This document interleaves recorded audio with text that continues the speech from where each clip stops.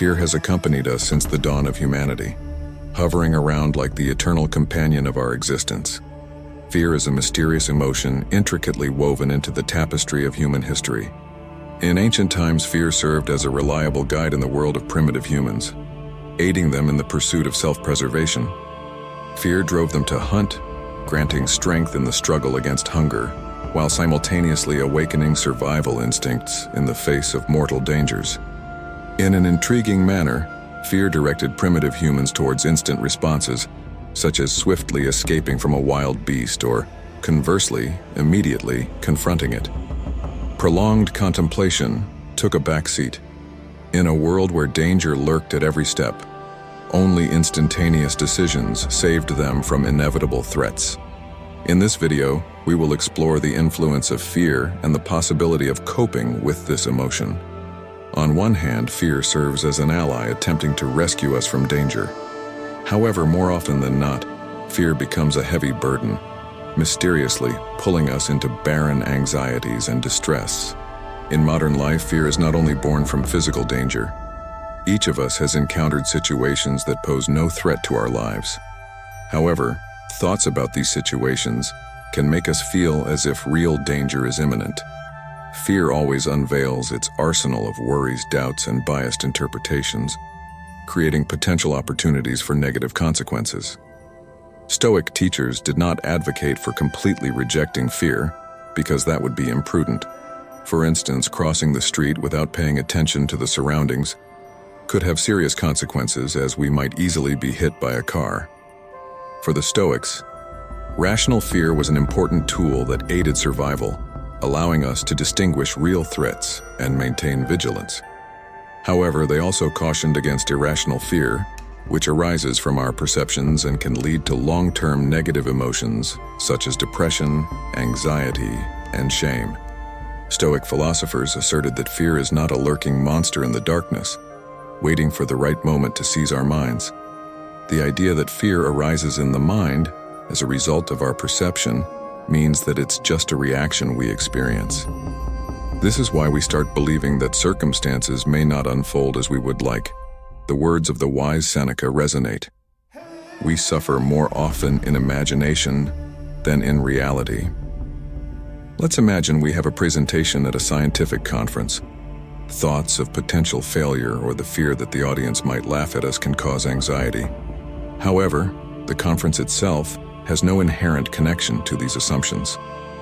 Wise Stoics suggested delving into the study of our fears, pulling them out of the shadows and analyzing how well-founded they are. Throughout history, Stoicism has consistently served as a support for overcoming life's challenges and improving the quality of people's lives.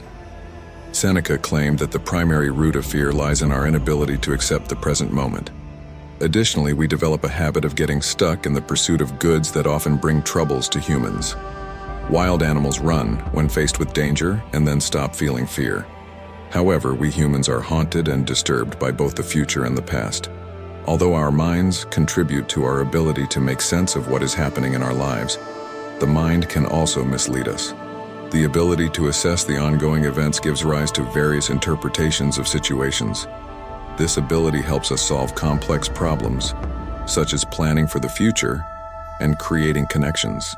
But sometimes our judgments and interpretations can be distorted by connections that are not actually present. It is these distortions that can create fear in our lives because our reality is overlaid with misconceptions. The key to counteracting this is objective perception and our ability to see the world as it truly is. By practicing objectivity, we remove the glasses that hinder clear vision and restore things and events to their true nature. One of our great problems is the tendency to use subjective opinions to shape views on facts instead of relying on facts to form beliefs. Suppose you stand before an audience, preparing for a presentation, and suddenly feel fear engulfing you. This fear may be triggered by thoughts like, "I will forget my words," or "people will judge me." But it is essential to note that these are not indisputable facts. They are merely assumptions we create, increasing the likelihood of negative scenarios and succumbing to the influence of fear. Let's apply an objective perspective. Essentially, you are just communicating with a group of people, nothing more. Imagine stepping onto the stage after the speakers who preceded you. And what if their opinion of you is not as negative as you assume?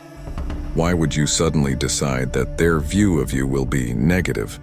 Perhaps you overestimate your significance. Most likely, all those dreadful details you imagine are just products of your imagination rather than the real situation. Epictetus wisely observed that the real nightmare is not death or suffering itself, but the fear that these events might occur. Imagine you're facing a challenging conversation that you've been putting off for several months. Or perhaps you are about to dive into the whirlwind of a new project that will truly test your strength and abilities. Maybe a change in your work environment, moving to an unfamiliar city, or the exciting beginning of a relationship awaits you. In each of these cases, anxieties and fears freeze us in their embrace, making us feel as if we are in a trap. Mark Twain, in his unique style, stated, "Throughout my long life, I have experienced many unpleasant scenarios, most of which never actually happened." Seneca expressed similar thoughts. Misfortune will probably come, but not just yet. How many times have we suffered in advance of misfortunes that never came? How often have our expectations been unfulfilled, even when facing a challenging ordeal? Why then run to meet trouble? When it arrives, we will begin to suffer anyway. Until then, let's stay the course for the better, anticipating a bright future. Apparently, some of the fears that keep us on edge will never materialize in life. However, not all of them. Often we try to reassure ourselves by repeating that everything will be fine, but such an approach often becomes a source of our anxious state. Ultimately, we unconsciously reinforce the belief that the impending disaster will become our real reality. Seneca said, "If you wish to be rid of anxiety, imagine that what frightens you is bound to happen. And even if misfortune comes, measure its magnitude and weigh your fear. Then you will realize that the tragedy you fear is either not as dreadful or not as prolonged as you think." There is no contradiction in this approach. There is this remarkable phrase, "Hope for the best, prepare for the worst." Let's say you accidentally overhear a conversation between the CEO and his deputy about upcoming mass layoffs next month. Comforting yourself with the thought that it won't affect you would be extremely naive, as the symphony of panic will likely resonate in your soul. Instead, it's wise to prepare for the worst. It would be prudent to consider a future conversation with the management and think about how to find a new job and what it takes.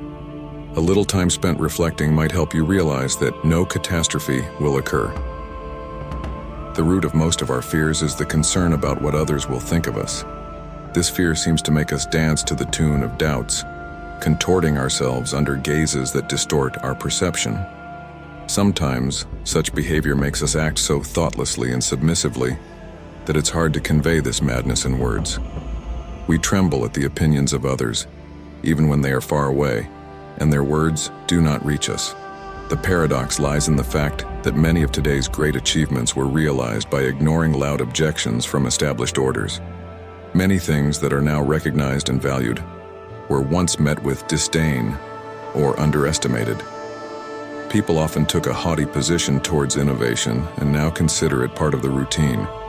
We often lack the strength and desire to understand that objections are just temporary obstacles that are worth overcoming.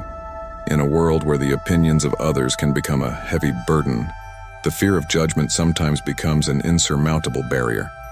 Many of us, fearing criticism and disapproval, refrain from doing something important and beneficial. This fear dictates the rules of the game, making us doubt our abilities and hide behind the mask of conformity. However, it is precisely in those moments when we dare to break through the wall of fear and allow ourselves to be unique that the opportunity for real change lies.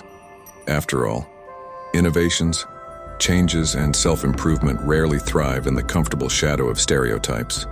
We cannot let fear control our actions because no one has achieved anything great without causing annoyance to others. There are no changes that do not provoke doubts. Others' opinions should not be more important than our own.